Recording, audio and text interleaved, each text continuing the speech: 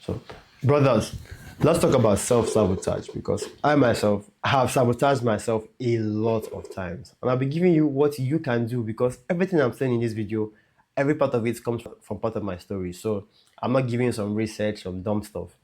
By the end of this video, you should be able to have like a proper system to checkmate self-sabotage, to catch yourself when you're sabotaging yourself. So let's get right into it, brothers.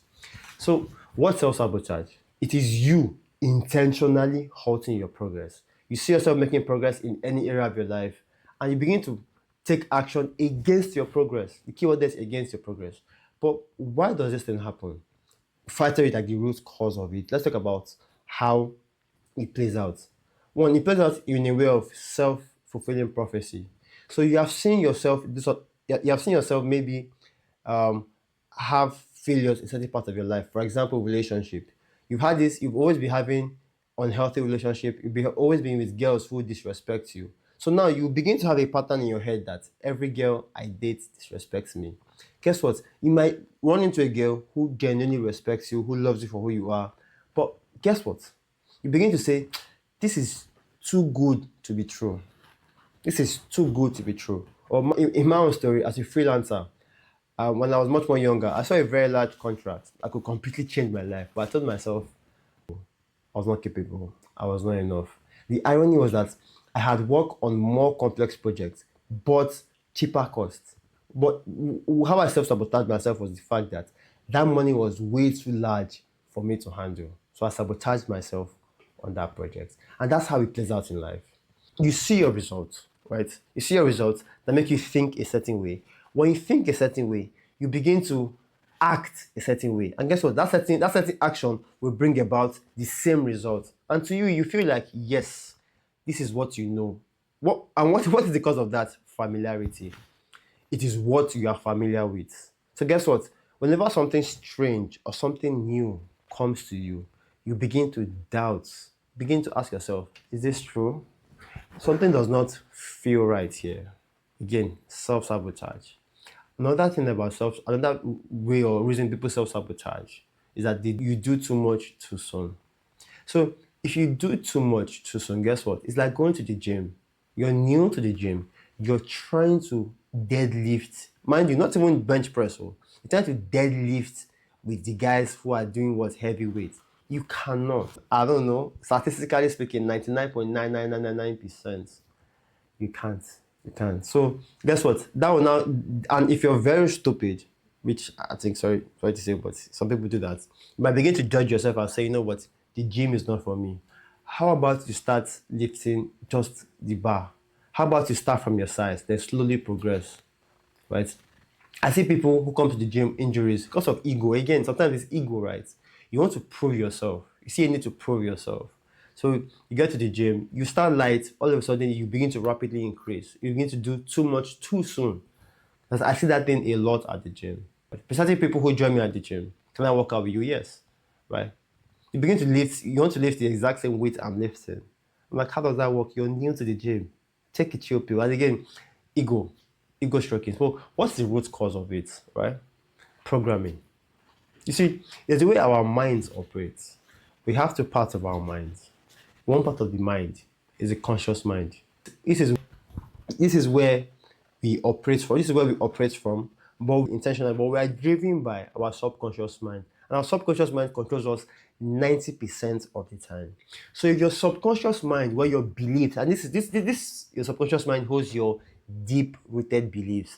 There is a reason that the Christians say, in every single religion, not just the Christian religion, in every single religion, they said that you cannot outperform your beliefs. It's not possible. You cannot outperform your beliefs. So your familiarity, your beliefs are built based on familiarities. Now, this video is not about changing your beliefs, but you have to understand that your beliefs drive you. So if you believe you're not worthy of something, guess what? You begin to act in a way that will make you never worthy of that thing. So, okay, if you know that the problem is the fact that it is a subconscious programming, again, there's a reason why people who are born into poor neighborhoods, they almost never leave those poor neighborhoods. And this is why they're saying that you might take a man away from the streets, but cannot take the street away from the man. The reason for that is because the identity His thought patterns, his beliefs is locked to him being on the street. So when he sees something that doesn't feel like it's from the street, he feels ick. He feels an ick. And a lot of the times I tell guys in a relationship that you should be very careful of the girls you're dating. Some of them have massive traumas. And it's not your job to fix anyone's trauma, right? It's not your job. I always tell guys, never save somebody who does not want to be saved. You keep seeing these instances everywhere in life. So what's the solution? One, become aware, right? And let me give you my awareness story. I think my awareness story was when I was learning how to ride a bike. So I noticed that in our last class, when I was learning how to ride a bike, in our last class, we were like six of us with the two instructors. So the instructor gave me a go ahead, like I can pass him. So I passed him, I hit 100. And the next time I looked at my speedometer, I was at 120. Mind you, I've been in front for like 10, 15 minutes right now.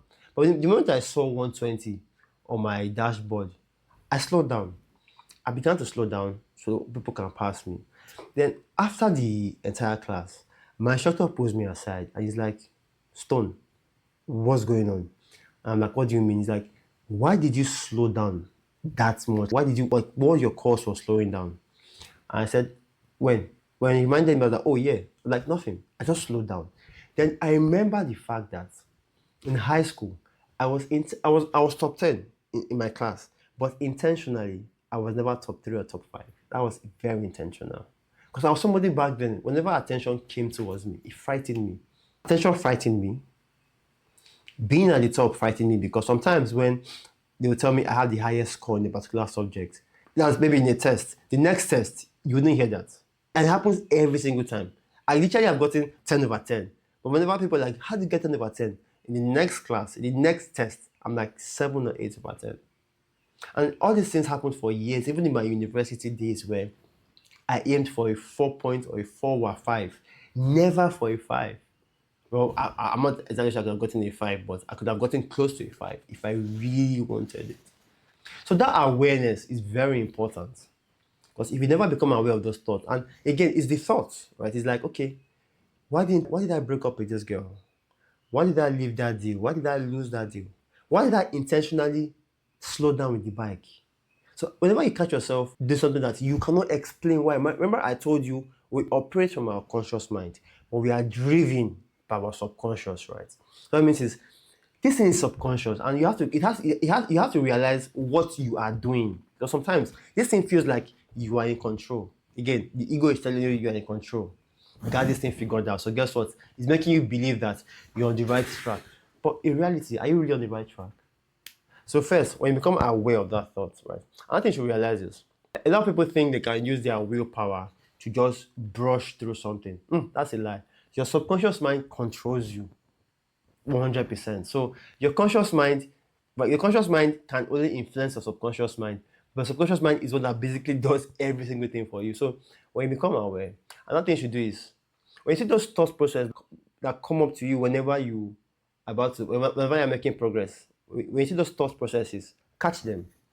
And this is very important because see this way, treat yourself like somebody that you want to help when you become aware of these thoughts. Because one exercise that has helped me is being able to talk to myself like I'm somebody else. Be able to look at myself and say, Stone, what the fuck are you doing? And that's a very powerful thing because a lot of people don't do it. They are too afraid. You are too afraid to talk to yourself. So when you see those right, when you see those thoughts that are creeping, when you become aware of them, begin to catch those thoughts and begin to ask yourself questions. Because again, those thoughts are most likely not true. They come from your belief system. So when you begin to catch those thoughts, you begin to ask yourself, why? Why do I believe this? Is this true? Again, you begin to negotiate with yourself. The reason you're negotiating with yourself is because you want to have a strong conviction. Because it's like this why test where you tell yourself, okay, I'm not worthy. Why are you not worthy? I always mess things up. And this is very important because, again, one thing you should know is that it is always the start of anything that fucks people up. It is always the beginning that fucks people up. Right? And this is very perfect when you're somebody who's trying to start talking to girls, right? When you start talking to girls, when you tell yourself, oh, I can't get a girl to love me. Why? Because every time I talk to them, they always turn me down. Why are they turning you down? Well, I don't know. I'm ugly. Why do you say you're ugly? By the time you keep asking yourself why, you come to realize that Sometimes your beliefs don't have any base. You don't have any base. And I'm telling you for a fact that, heck, when I tell people that throughout my uni days, I was afraid to talk to girls. They never believed me. They're like, oh, but you're tall and attractive. I'm like, well, guess what? All these stories are in your mind. They are legitimately in your mind. I'm telling you this because, like I said, I have suffered my own share of it. So what happens is when you begin to realize that it's the beginning that holds you back. So if you have that strong why, and for me, why is my strong why was wait, my advantage was why I'm already tall. People expect me to be confident. So whenever I showed up and I had that crippling thought process, I was able to say, well, guess what? It's a big lie. Because I had a strong conviction. And this is why they say somebody that knows why can bear anyhow. So when you know why you're doing something, when those thoughts creep up, you can be like, don't worry, I'm good. Again, when you need to treat your thoughts, like you're not so serious. You're in that way. And that system you can use is affirmations. You can begin to affirm to yourself. Like I said, your subconscious mind needs to agree with you. Your willpower cannot do a lot. You need to be able to tell your subconscious mind because this is where affirmations come in. I know you may not be somebody who is keen to affirmations, right? Because it makes you look like a robot. To be very frank, it works. It works like crazy because I used to be allergic. I used to be allergic to a lot of things, and magically, right? So affirmations works for me. So it's been proven by science that affirmations work a lot. And if you know affirmations work, it boils down to you reprogramming your subconscious mind, going to your subconscious mind and telling yourself, changing your identity is the most powerful way to change your subconscious programming. Because see this way, I always tell people that your identity determines everything in your life. If you identify as somebody who is attractive, you begin to talk, act, walk like somebody who is attractive.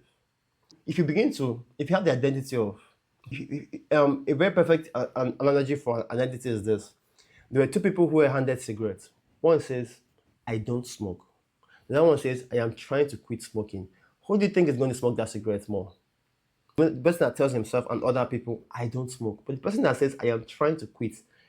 Again, the words you use are very powerful. The language you use is very, very powerful. And again, it comes from our deep-rooted subconscious belief. So I'm saying this because if you can catch the story in your head, you can begin to rewrite the story in your head. It takes time. Like I said, it is always the start that stops people. When people start, it's like talking to that girl who is giving you respect. And all of a sudden you say that, why is she giving me this much respect? What did I do to earn the respect? Guess what? It is start, then begin to pull back. But if you begin to have that strong conviction of why she's giving you the respect, and this is something that makes a lot of men never set boundaries in their relationship. Fear. I remember a statement that, because I listen to a lot of motivational speeches in my head, again, it's a very powerful exercise. And that statement of, it's not our darkness that frightens us the most, but it's our light. That statement gives me goosebumps a lot of the times. And so, one exercise you can do is go out there and listen to motivational tips. Tips that would boost your esteem. Now, one exercise that I would say that has completely helped me when it comes to like these self-sabotage is I always start new things. I always start new things and I'm always comfortable breaking my current patterns.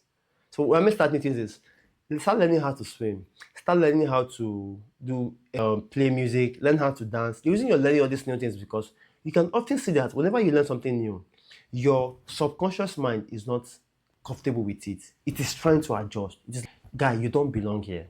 But by the time you know that if you can scale through the beginning, just the beginning, that it becomes easier along the way. You see, that mindset, added with the idea that you should just do it, is very powerful. Super, super powerful. Like I said, the first step is become aware of it. The thought processes that are stopping you, because everything starts with the thoughts. Even your beliefs start with the thoughts. Even though people put the thoughts in your head, it's a thought. Two, test those thoughts. The reason you want to test those thoughts is because you want to have a strong conviction if those things are true or not. Three, begin to rewrite your thoughts or rewrite your story, change your identity.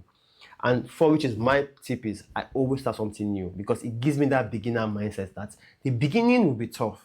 I know it might be tough, but guess what? The moment I scale through the beginning, it becomes easier. Even if your thoughts are still crippling at the beginning, at some point you'll figure it out. And it's the same thing with talking to women. At first, when you go out there, it'll be difficult. When you go out there, but so far you know that you are building conviction, you are progressing towards it.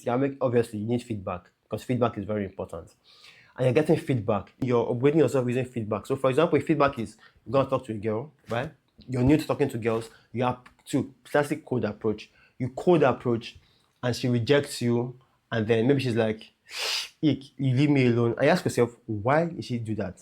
Mind you cannot control people. But you're asking yourself, okay, you can't ask her because she won't tell you. But you ask yourself, what happened? Okay, maybe was I dressed well? Did I have a bad breath?